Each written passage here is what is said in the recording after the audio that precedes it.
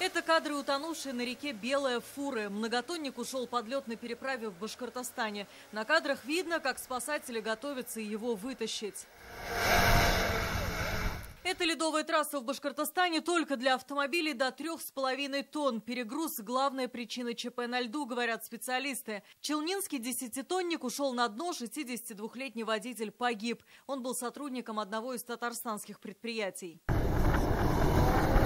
Сегодня в Казани сотрудники МЧС отработали все действия в случае подобных ЧП. По легенде, из воды вызволяли ушедший под лед автомобиль. В салоне находились люди. Машине не давали уйти на дно при помощи деревянных балок. Пассажиров доставили на берег на судне на воздушной подушке и передали медикам. Самое главное, на воду, конечно, ходить не одному. Это самое первое, если рыбаки уж, они ходят группами, но бывают случаи, где вот, оказывается, лед отрывается, уходит. А когда проваливается под лед, наши действия какие?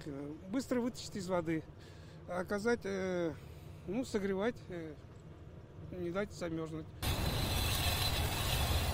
Эти учения были перед открытием переправы между Аракчино и Верхним Услоном. Чтобы выдержать 3,5 тонны, нужно не менее 25 сантиметров ледового покрова. На данном участке акватории толщина льда составляет 40 сантиметров. По ней ежедневно проезжают до 1500 машин. Ледовая трасса сокращает путь до 60 километров до Верхнеуслонского, Буинского и Апастовского районов. В этом году из-за высоких температур переправу открыли на месяц позже. Это сокращение времени проезда, но, естественно, экономия бензина. И немаловажным фактором является, что стоимость проезда осталась на уровне прошлого года. Для нас важным вопросом еще является обеспечение безопасности. Вот по данному вопросу мы все посмотрели, проверили, сделано максимально все.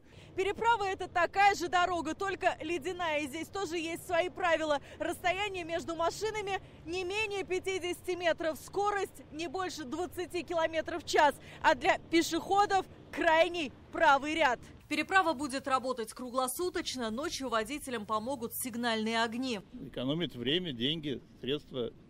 Очень удобно. Я думаю, что МЧС смотрит за толщиной льда и наращивает необходимую толщину. Либо были морозы, соответственно, что позволяет эксплуатировать.